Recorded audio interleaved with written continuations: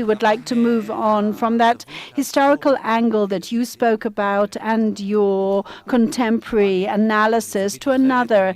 And I would like to invite Professor Alona Nitza Shiftan, who is the head of the architecture faculty and urban construction, actually at the Technion, landscape as well. And she is focusing on Jerusalem and various models, and she is in a plethora of scientific commissions around the world. She's written a book that is called Season Jerusalem, Architecture as Culture and Politics from 67 to, I think it was 77.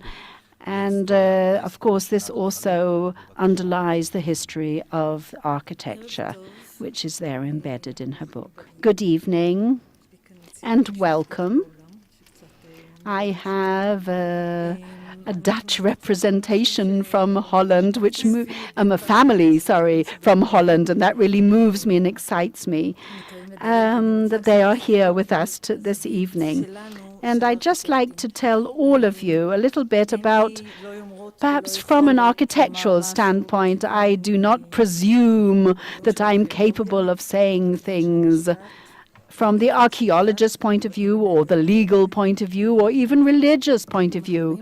Unfortunately, this is sort of other speakers will speak about it. They are beyond me, but beyond my capabilities. But I'd like to talk about various mega projects that were planned since 1967. We spoke about what happened in 67, and those were the most important projects that were planned, the biggest.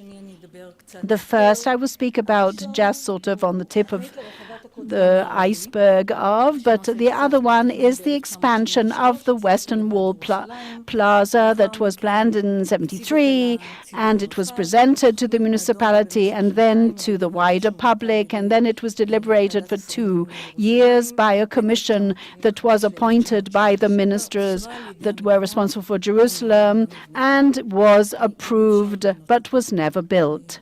And one cannot build it, in fact, for religious reasons, let us say, because of various sanctions. And the other issue is, I'd just like to say that that area that was mentioned there, in that, have you got a cursor or a pointer? That whole area is already built up, as I was just pointing at. That central area, can you actually see that is on the right-hand side is the Temple Mount, and we're talking about a theater that would climb up towards the Jewish quarter, and this entire theater is one big building that is structured in an urban sort of design, like a town, and it sort of goes up and around. And I will talk about the rest and expand. We're talking about 11,000 square meters, and here we're talking about 17,000 square meters. And this whole area should have actually contained 3 main establishments. One of them was the actual rabbinical court, which was a third of that 17,000 square meters that we're talking about. The second building, which now is in the planning committees, and that is the Kedem Center that was built for the El-Ad NGO. The previous person who had actually ordered that was the municipality of Jerusalem. And the actual built-up area was 16,400 square meters, and that was for the Kedem Center. Now, when we come to discuss various interventions to such an order of magnitude in this sensitive area, we ask ourselves as architects, how do the negotiations take place on the status of these antiquities through architecture and preservation, and how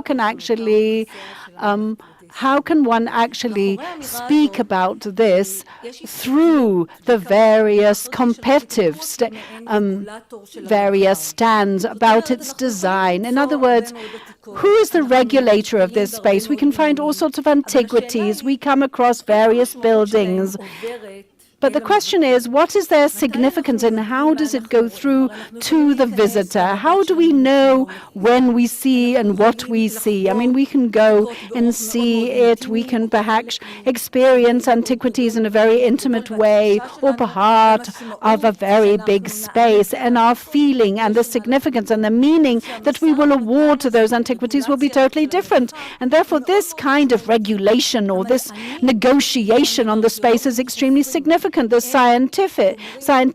scientists, or for example, the archaeologists, when they dig and excavate, they have various scientific conclusions. But ultimately, the way we, the public, are exposed to those facts are through the preservers and the architects. And therefore, it is their role to actually internalize the actual meaning for various buildings and findings and stones. It's extremely significant. It's dynamic, it's active, it has its own agenda. It actually intervenes. It actually succeeds in intervening itself in what is happening there. So the Western Wall, let's go over it briefly and quickly. It's an old story. As you can see, the whole area here. That's the Western Wall. I'm pointing it out there, the Moghrebi neighborhood, and on the 10th of June at night, it was razed to the ground.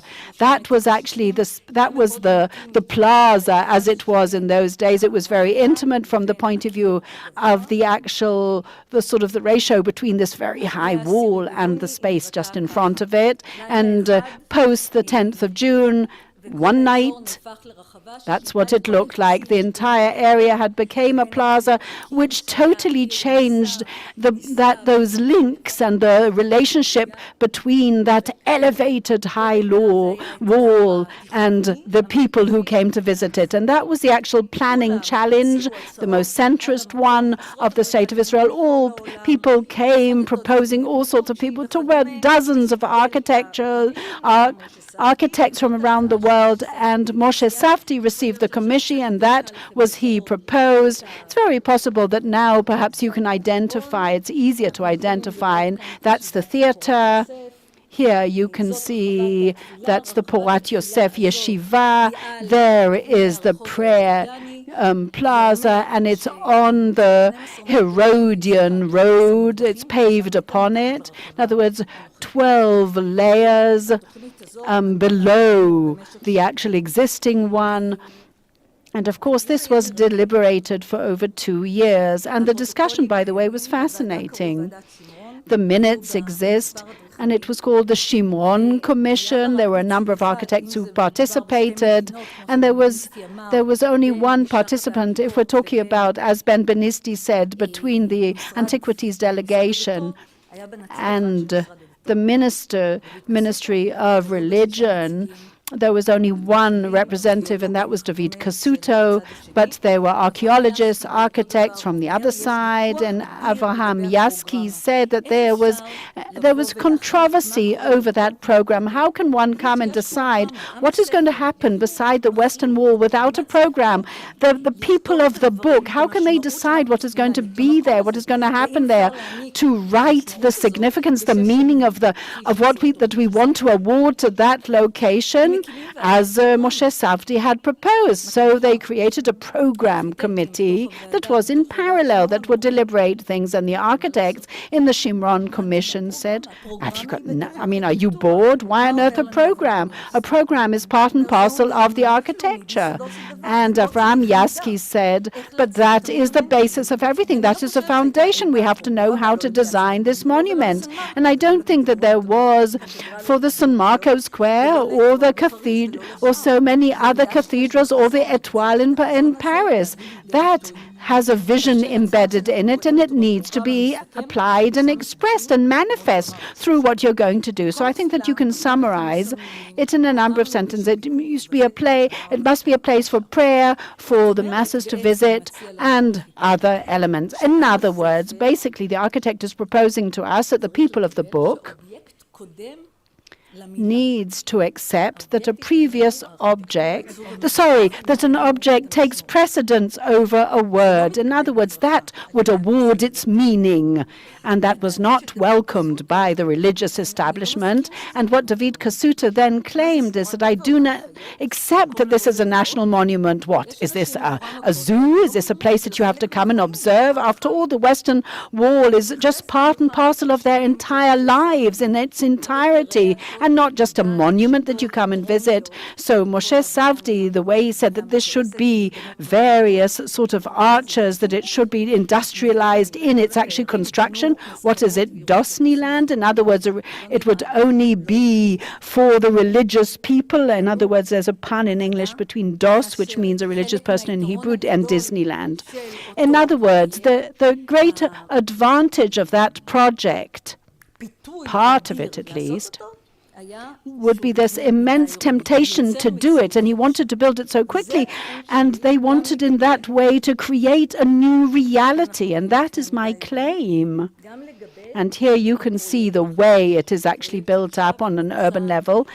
And that is what I would like to relate to, that project that was actually ratified with 1,400 square meters in the district committee. And all of them, of course, did petition to the national. That's the Rachimov, actually designed within a national park heritage area, where they're going to now change the law. And there are 3 statutory statements that say that it is prohibited to build, and yet it's for the Elad NGO. And they say that no, there are those who claim in the other direction totally. From the point of view of the order of magnitude, we're talking about an enormous building, and they call it subterranean architecture, that it's patent. And we're talking about a building that is the size of a shopping mall, and that would have the entire humanities and social science faculties at the Hebrew University. We're talking about a building of a really magnanimous sort of size, as compared to the Davidson Center. And what actually the reason that that commission decided to remove it was because of this actual size. Now, why the City of David? We heard from Yitzhak Reiter that the Temple Mount is wider, broader.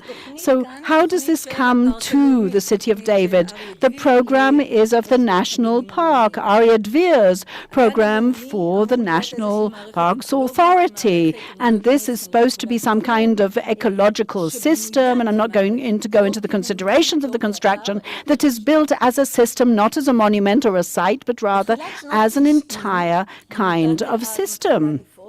And at the beginning of the 90s, the Elad NGO commissioned from the architect Mendel a whole program with housing units for the City of David, because there weren't enough. There was a shortage of housing units, so they wanted to accelerate this process. And those commissions, if they had over 200 housing units or more, they could just skip straight, because if that was the limitation, they could go straight to a national commission. Unfortunately, I haven't got the data, but Saadia Mendel, he actually planned the neighborhood of Avraham Avinu, Abraham the patriarch, and he also made a suggestion for the Western Wall. That was his proposal as well. And the planning was a gradated planning, and it was as if above the Pardo, it should have been suddenly flooded above that actual area. And Saadia Mendel's never thought that it would really be built, but it was kind of advocate architecture in order to explore and examine and ensure that the illegal construction of Palestinians in that area would stop immediately and there would be a Jewish presence. He didn't think that there would be a chance to build to that degree, but he just wanted to tease in order to move things around. And we know that since that moment onwards, there has been no quiet or lull in the city of David. Even if you skip over one committee, there's the law of construction and planning.